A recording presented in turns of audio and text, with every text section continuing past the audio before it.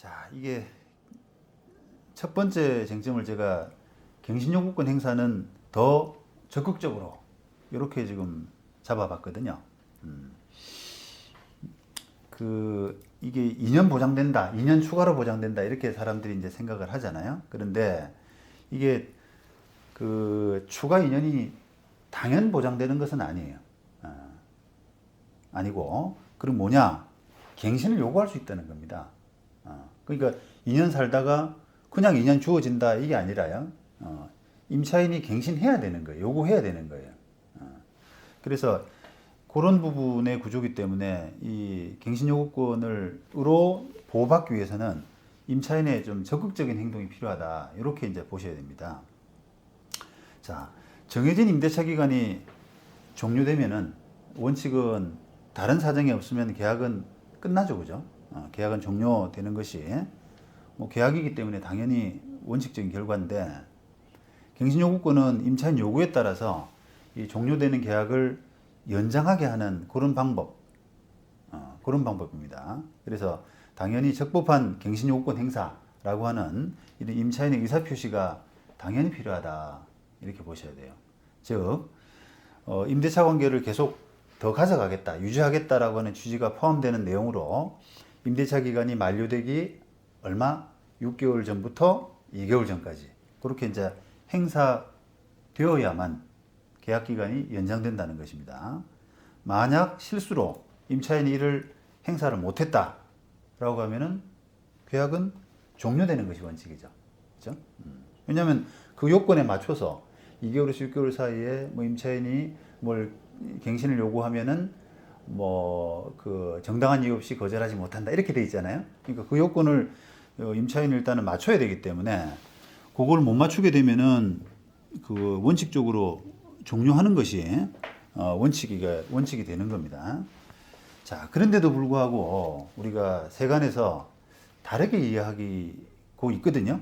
그것은 아마도 임차인이 갱신 요건 행사하지 못한 기간 동안에 임대인도 임차인에게 갱신 거절하겠다, 갱신 거절, 그러니까 더 이상 연장 안 하겠다 또는 올려달라 이런 부분에 의사 표시를 하지 않으면 아까 6조에서 보신 것처럼 요 행위 묵시적 갱신이 된단 말이죠. 그죠? 그러니까 아무 그 서로 말 없이 다시 말하면 계약 기간 종료 무렵까지 아무 말 없이 슥 지나가면 묵시적 갱신이 되기 때문에 그냥 보호받는 것이 아니냐라고 이렇게 착각을 한단 말이죠. 그러니까 잘못 생각하면은 그 2년은 살고 그냥 계약 기간 동안에 계약에 따라서 사는 것이고 2년은 그냥 내가 아무런 행동을 하지 않더라도 주어지는 것이다 라고 착각을 하는 것은 이 묵시적 갱신의 효과 때문에 그런 것 같아요. 임대인하고 그 기간 동안에 말없이 그냥 이렇게 넘어가는 경우가 많고 또 그러면 2년이 보장되고 하는 부분을 많이들 겪어왔거든요. 그래서 이게 이제 제도화 되는구나 그런 부분이 그렇게 착각하는 경우가 많기 때문에 그 우리가 갱신 요건을 반드시 적극적으로 행사해야 된다라고 하는 부분을 좀 강구하지 않나라고 이제 그렇게 생각이 됩니다. 자, 그런데 이런 그 어찌 보면은 뭐 좀 중요한 부분이잖아요. 계약을 2년을 더 가져갈 수 있느냐라고 하는 그런 부분을 묵시적 갱신되는 것에만 의존하는 것은 임차인 입장에서는 너무 위험하고 또 안이한 그런 행동일 수밖에 없어요. 자, 한번 보시죠. 그게 문제점이 발생하냐면 또 실제로 이제 그 임대인이 보다 적극적으로 그런 틈을 파고들 수 있는 가능성도 많아요. 왜냐면은 이게 이제 법이라는 것이 지금 어떻게 보면 그 대립되는 당사자, 임차인 대립되는 당사자에서 임대인의 힘을 이렇게 북돋아 주는 방향으로 임대인에게 어떻게 보면 좀 싸움에 좋은 무기를 주는 방향으로 법이 바뀌었기 때문에 이 이제 어떻게 보면 좀 위협을 느낀단 말이죠. 임차인이 이제 더 세졌네, 힘이 세졌네. 그러니까 내가 어떻게 하면은 내 권리를 보호받지라고 하는 부분에 어떻게 보면 경각심, 위기감 이런 부분들이 임대인이 더 강해졌단 말이죠. 그러니까 그런 부분을 적극적으로 찾을 가능성이 더 많기 때문에 이제 주의해야 된다는 겁니다. 자, 예를 들어 보시면 이 임대인은 계약 기간 연장을 원하지 않아요. 자, 그러면 이 임대인이 어떻게 대응하느냐라고 하게 되면은 고의적으로 정해진 기간 만기 2개월을 앞두고 하루 내지 이틀 전에 임차인에게 갱신을 안 하겠다.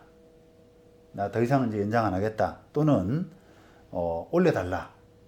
이런 통지를 하게 됩니다. 자, 그러면 그걸로 인해서 이제 묵시적 갱신은 안 될 거 아니에요. 묵시적 갱신은 지나간 거고. 근데 만약에 이제 우리 12월 31일이 만기다. 계약기간 만기다라고 했는데 12월 29일 날 임대인이 두 달이죠. 두 달이니까 10월 말이 10월 31일이 이제 2개월째 되는 건데 10월 29일 정도에 그런 문자를 보냈어요. 나가주세요. 내가 내 사정이 있어서 나가주세요라고 했거나 아니면은 월세를 한 2배 올려달라 이렇게 했을 때 그러면 그걸로 인해서 묵시적 갱신은 이제 끝난 거란 말이죠. 자, 그렇다 그러면 이 임차인이 이제 세입자가 합리적이라면 계약갱신 요구권을 즉시 행사해야 되거든요. 그래야지 2개월 그 계약갱신 요구권 행사는 6개월부터 2개월 사이이기 때문에 그걸 행사해야만 계약갱신이 된단 말입니다. 그러면 계약갱신이 되면은 아까 말씀드린 것처럼 2년 가구 그 다음에 5% 범위 내에서 올리는 인상폭이 제한되고 이런 이제 법의 보호를 받는 그런 그 지위가 되는데 자 만약에 이런 통지를 받고도 임차인이 즉시 계약갱신 요구권 행사를 하지 않는다라고 하면은 계약이 계약갱신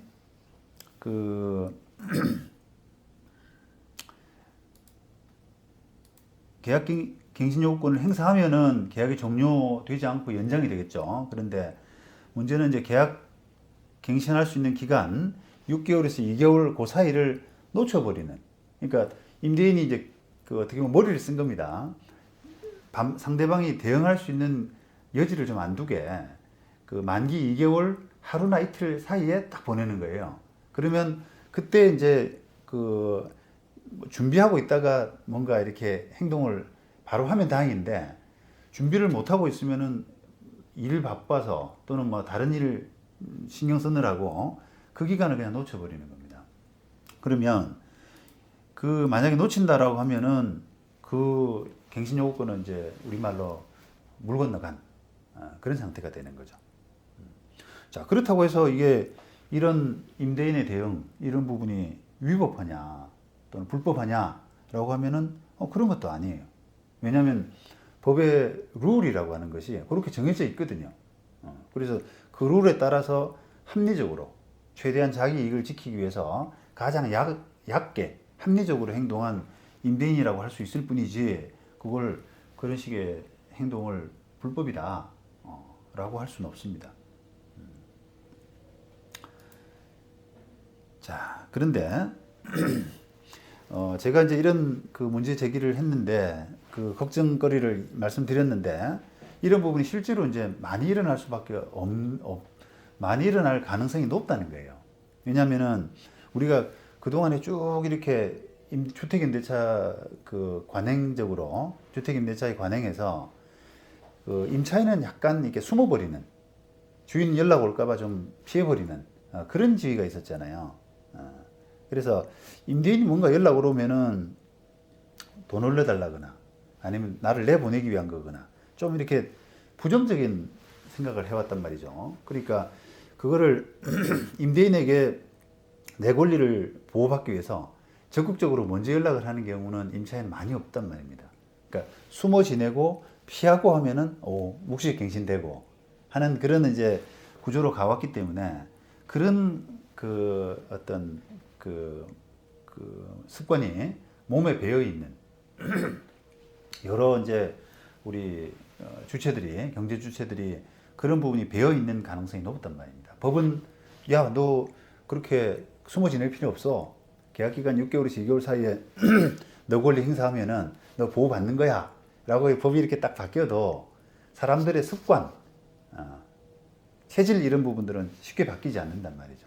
그러면은 계약 기간 만기 다가오면 임차인은 이렇게 숨죽이고 있는 그런 상태가 되면서 사실은 이제 아까 제가 말씀드린 그런 경우가 좀 비일비재하게 적지 않게 발생할 수 있는 그런 우려가 있습니다. 그래서 조금 더 적극적으로 그렇게 대응하실 필요가 있다. 임차인 입장에서. 그리고 반대로 이제 임대인 입장에서는 조금 얄밉긴 하지만 내 권리는 내가 보호해야 되기 때문에 그런 식의 대응, 계약 만기 2개월 앞두고 아주 짧은 시간 안에 바로 보내는 그런 의사표시를 하는 그런 부분들이 각자가 필요할 것 같습니다.